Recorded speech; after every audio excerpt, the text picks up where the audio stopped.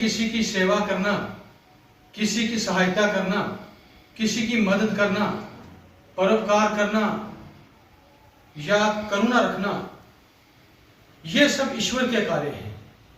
ईश्वर ने अपने कार्य खुद करवाने हैं और ईश्वर अपने कार्य खुद करवा रहा है। इंसान के अंदर यह भ्रम नहीं होना चाहिए कि उसकी वजह से कुछ कामों को रोका जा सकता है या कुछ काम नहीं हो सकते।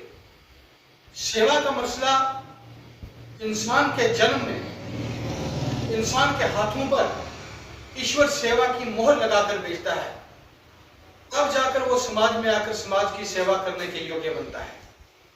हर किसी के माथे पर, हर किसी के हाथों पर, हर किसी की चाल पर हम ये महसूस नहीं कर सकते हैं कि वो समाज की सेवा करने के योग्य है। जिसके हाथों में ईश्वर द्वारा लगाई हुई मोहर है, वो इंसान ही दूसरे इंसानों की सेवा कर सकता है। इस सेवा निस्वार्थ और निष्पक्ष भाव से की जानी चाहिए। सेवा के अंदर सेवा करने का भाव होना चाहिए।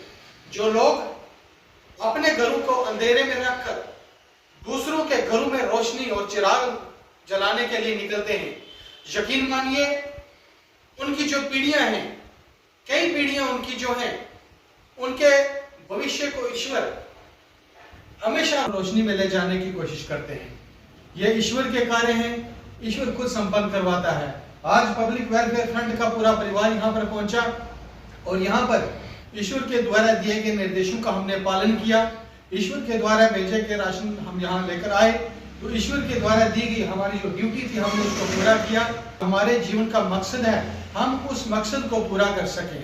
सिर्फ अपना पेट भरने से, अपने परिवार का पेट भरने से, सिर्फ अपनी खुशियों को महसूस करने से, सिर्फ अपनी खुशियों को लेकर चलने से ये जीवन सार्थक नहीं हो सकता है।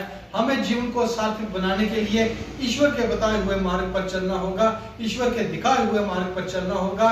ईश्वर के द्वारा लगाई हुई मोहर जो है हमारे हाथों पे, उसका इस्तेमाल करना होगा ताकि हम इस समाज में भी इज्जत के योग्य हो सकें। और ईश्वर के द्वार जब हम जाएं तो हम साक्षात अपना चेहरा जो है वो सुरखरू चेहरा लेकर जाएं, ताकि हमारा समाज सेवा करने वाले जो लोग हैं उनका यहाँ भी रुतबा बुलंद रहे और ईश्वर की दरगाह में भी रुतबा बुलंद रहे।